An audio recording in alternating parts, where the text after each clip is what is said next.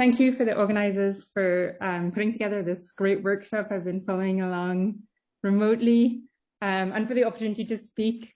I spend most of my time building and calibrating weak-lensing data sets, but I've been excited to think about the opportunities that weak-lensing provides now and will provide over the next decade for testing dark matter. And so I'm especially sad to not be there in person to learn from all of you, and I'm very much still learning these things, though I will be there from next week at the workshop, so hopefully I'll have the opportunity then. Alrighty, let me jump into it. Now, it is especially an exciting time to be able to do weak-lensing cosmology because we are being fire-hosed with new data. Over the last decade, we've had KIDS, DES, and HSC, so the Hyperspectrum Kilo-Degree Survey and the Dark Energy Survey, turning out new data sets. So from DES, we have our last weak-lensing sample was 100 million galaxies, so it's imaging over 1/8 of the night sky. And very soon we will have imaging from LSST, which will give us more than 1 billion galaxies for weak-lensing. And so our game is changing. This is now a high precision probe with intriguing results, and our task over the next decade will be to be able to control the challenges that the data present. Now, while that's happening, the exciting side is also thinking about all the new things that we can do with this data. And you know, our main deliverable, for example, in the Dark Energy Survey, is to test lambda CDM by constraining our cosmological parameters, for example, from combinations of lensing, weak-lensing, and clustering. And so while I spend most of my time building those data sets and doing that, today I'll talk, I hesitate on what to talk about, but I'll talk about 2 new ways that we can use this data going forward. So on the first I'll talk about reconstructing the massive power spectrum directly on nonlinear scales using weak-lensing data. So we're used to seeing this plot with very beautiful tiny constraints from the CMB from Planck. I think this approach of going directly to the power spectrum and being able to reconstruct the power spectrum as a function of scale and as a function of redshift will be especially exciting as we have tensions cropping up, and we want to identify where in the scales and redshifts that we measure that any tensions might be coming from. So this is work that I've done in collaboration with Georgia Staffu and more recently led by Calvin Preston, who's a grad student at Cambridge. And on the other hand, I'll talk about measuring dwarf galaxy mass profiles, so the exosurface mass density around dwarf galaxies, the STAT profile, which is work that I've done teaming up with these very excellent students and postdocs, and inspired by Risa's very contagious love of dwarf galaxies, which I have caught. And so we put forward a new methodology to extract a large sample of dwarf galaxies in order to measure their mass profiles using weak-lensing, and to model that to constrain the halo mass and the stellar to halo mass relation. So taking a step back, just one slide 101 of how weak-lensing works and what it is.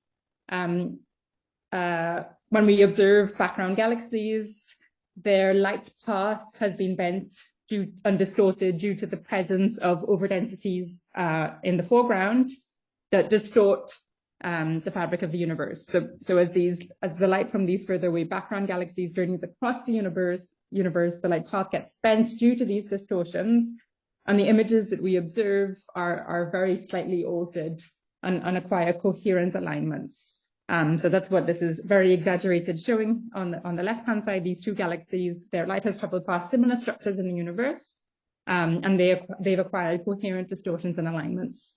Now I focus on weak-lensing, and so this signal is not visible with your eye, but we have very large statistical samples to make our measurements.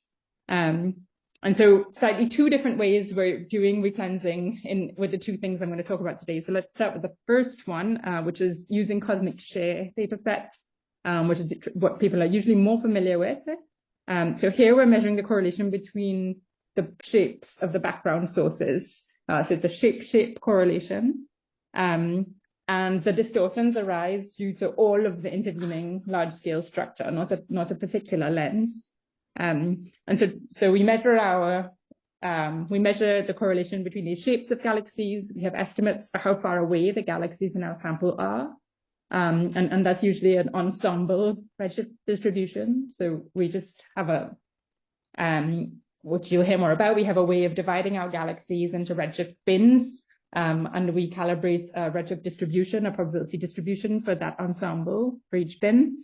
And we use that to model our signal, which is shown here, the psi plus and psi minus. And the correlation functions are directly related to the underlying structure of the universe, particularly the omega matter and sigma 8, or the amount of structure or clumpiness, which is often quantified in this S8 parameter, the diagonal, the part of the parameter space that we can best constrain. And so usually when we do our recleansing cosmic share analyses, we condense all of the information that these correlation functions measure into essentially 2 or 1 cosmological parameter. So this S8 parameter.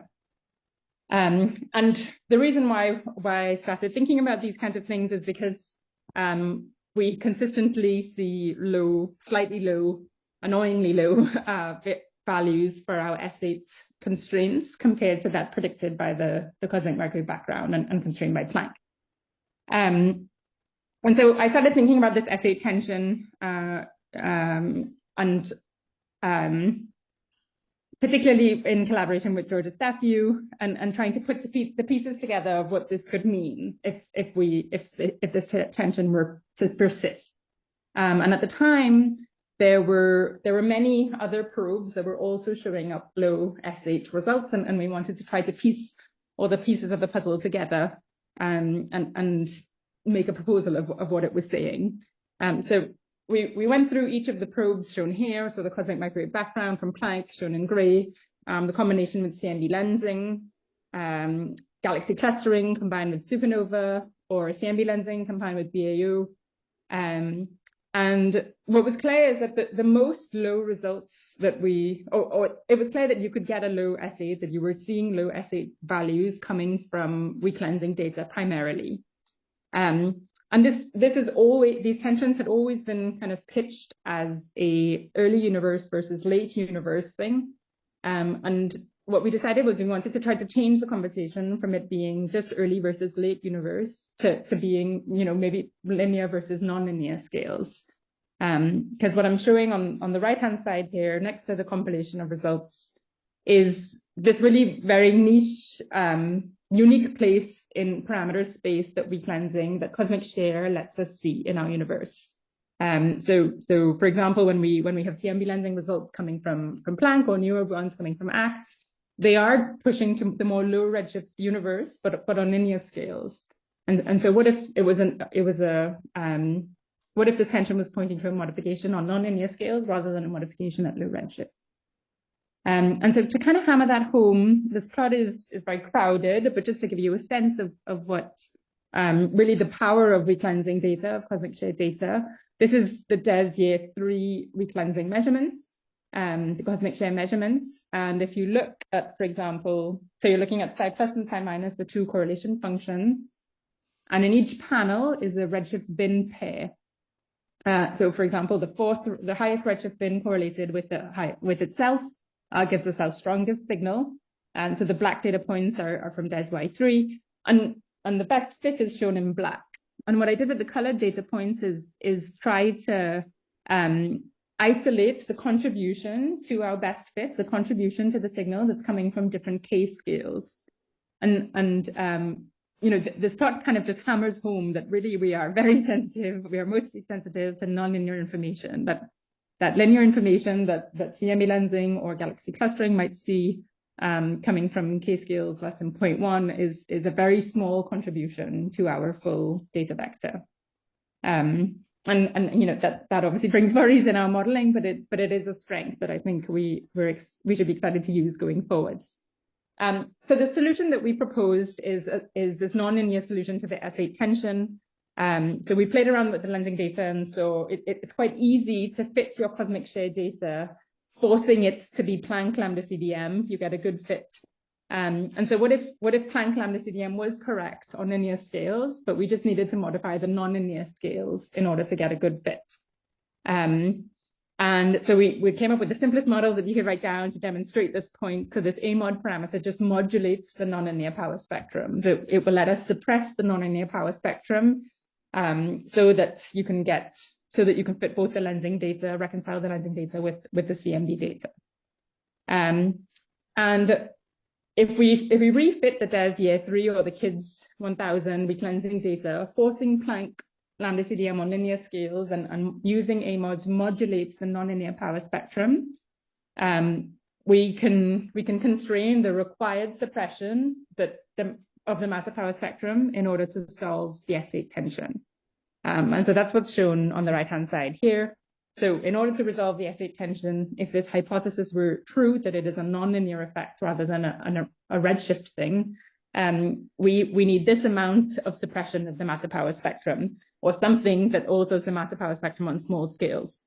So this is great. There are many non-standard dark matter models that do this. Maybe this is just the smoking gun. But we know that there are other things, that there's something else that does this as well. So the alternative is that we're just substantially underestimating the impact of feedback in our hydrodynamical simulations. And since we put out this paper a couple of years ago, we get a lot of inputs or feedback that this level of feedback is far too extreme.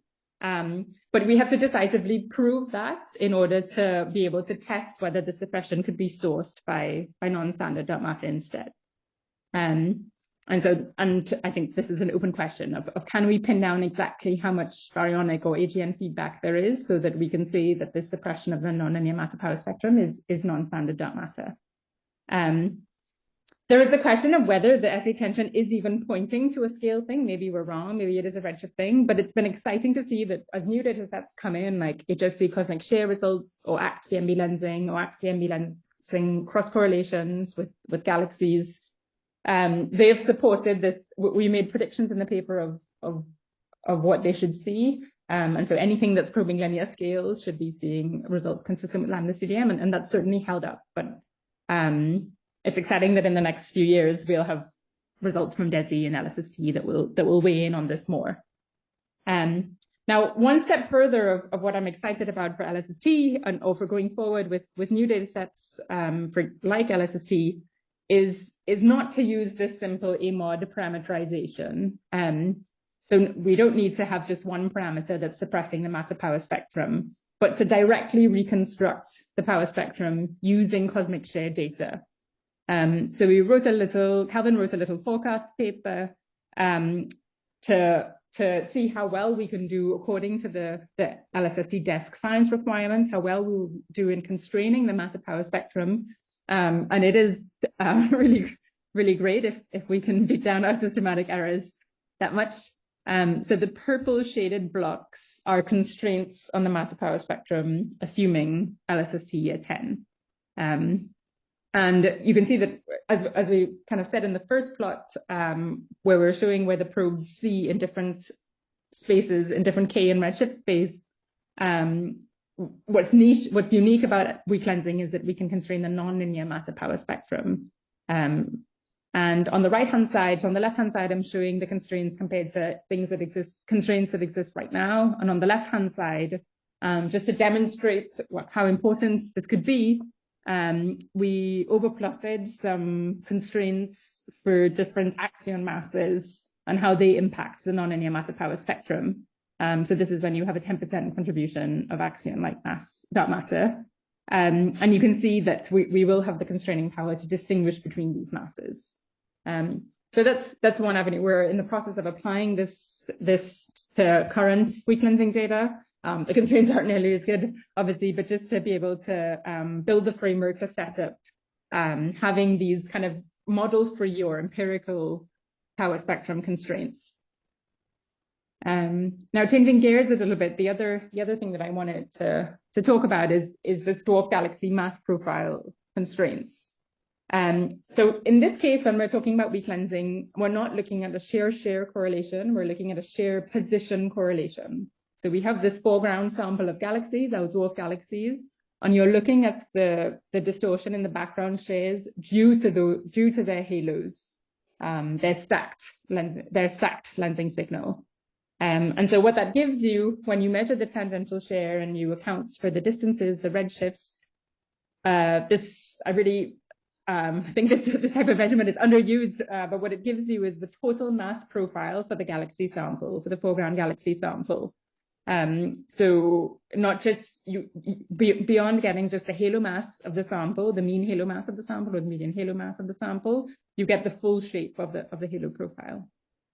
Now, of course, it would be great if we could have a large sample of well-understood dwarf galaxies to be able to make this measurement, and you need many, many dwarf galaxies since the signal is so small compared to the types of galaxies that usually we work with in weak lensing.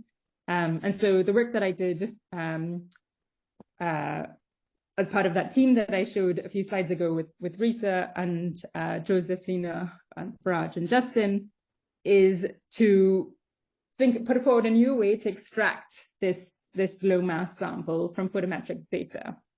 So the background sample will be that we use will be DES year 3 weak lensing. So we have DES imaging over 1/8 of the night sky. And the challenge is that we have these, there are really fantastic efforts to get dwarf galaxy samples from spectroscopic surveys or medium band surveys. But they are a much smaller area compared to our weak lensing data, compared to where we have the imaging data. So we wanted to put forward a way that we could use all of the available data that we had. So use these small, well-understood samples to extract a larger photometric sample.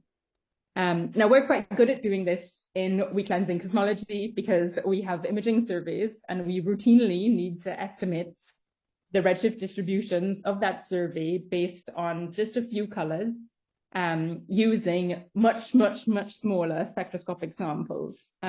We do this to percent level calibration in our cosmology analyses all the time. And so we wanted to transfer that methodology here to do the same thing, to pull out a mass sample, a stellar mass sample, rather than redshift bins, stellar mass bins. And the key thing that you need is your spectroscopic sample to be representative of the photometric sample, so that you don't get any selection biases.